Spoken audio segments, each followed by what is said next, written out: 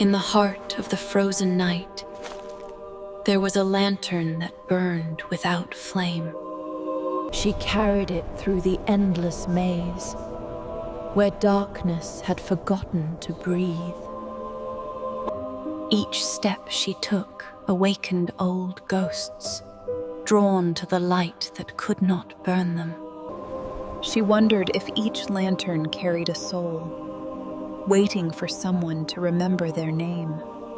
When she listened closely, she could hear it whisper, "I was once your warmth."